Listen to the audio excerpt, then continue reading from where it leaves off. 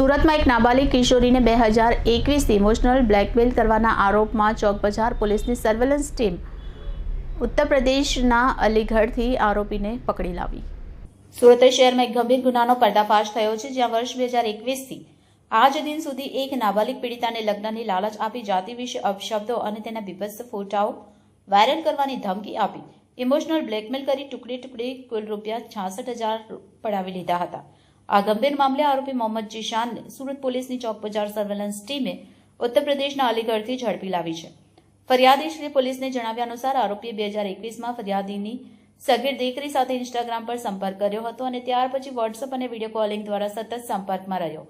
લગ્નની લાલચ આપી આરોપીએ પીડિતાની બીભત્સ હાલતમાં તસવીરો પાડી અને ત્યારબાદ સમૂહમાં કેવા લોકો સાથે લગ્ન ન કરવા જોઈએ તે અંગે જાતિ આધારિત અપમાનજનક શબ્દો કહ્યા હતા। આરોપી આ ફોટોઝ વાયરલ કરવાની ધમકી આપી પીડિતાને ઇમોશનલ બ્લેકમેલ કર્યો હતો અને ટુકડે કુલ ₹66,000 ઓનલાઈન તેના બેંક ખાતામાં મેળવ્યા હતા। વધુ પૈસા ન મોકલવાના બદલે જાનથી મારી નાખવાની પણ ધમકી આપી હતી। આ કેસમાં પોક્સો અને એટ્રોસિટી કાયદા હેઠળ આરોપીને ગિરફ્તાર કરવામાં આવ્યો છે।